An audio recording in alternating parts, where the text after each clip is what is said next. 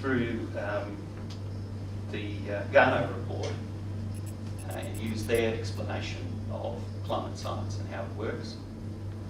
The students looked at about how to grow, how that 2% figure for global ICT emissions was calculated using the, what's the group called? I've forgotten their name. The climate change. Climate group. Climate group. Analysis of ICT.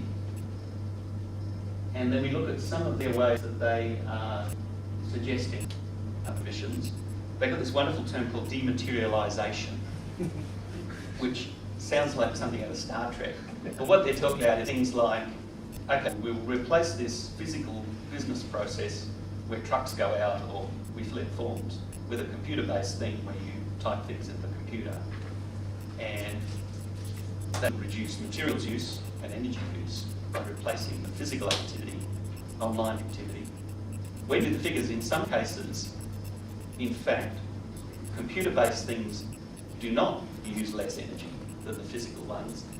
And so you still have to do the sums there. You might find that any people form to fill in, put an envelope and mail it to you, generates less greenhouse gases than someone using a web computer system. So you have to check that. But essentially that's about dematerialisation. Things like computer control of motorised electric systems, computer control of logistics systems to make them more efficient, truck trips, less plane trips, computer control of buildings, and the electricity grid. And within business, a similar sort of thing.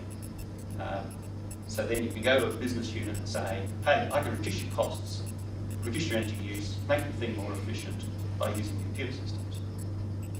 Then there's the energy saving, the data centres and client equipment. And then we look at the European, US and Australian guidance on how to reduce energy use in data centres.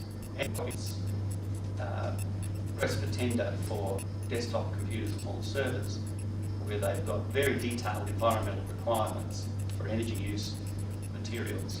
It'll be interesting to see how they go. I think that the requirements are so strict that it's going to be hard for companies responding to it. And I think maybe they've overdone it. Some other agencies have used a more relaxed approach. There's the US government's guidelines. So that's essentially, you want to do the right thing, you want to buy more efficient equipment, exactly what you write in a request for tender to your suppliers to ensure you get that.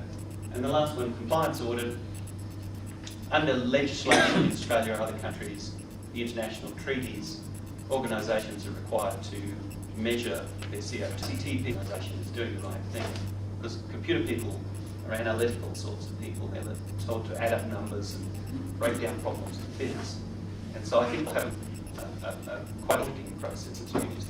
Interesting thing is, if you read the draft Australian for this area, it talks about verification auditing, and then it may point that they're not talking about financial auditors necessarily with books. They're not talking about environmental auditors who might be used in other standards for waste and that sort of thing. This is a different thing, and it may require people with other skills. So I think we'll see the IT people in there. And we might see some of the ICT people become the energy czars, as I think it's Gartner refers to, for organisations where they're doing it more generally.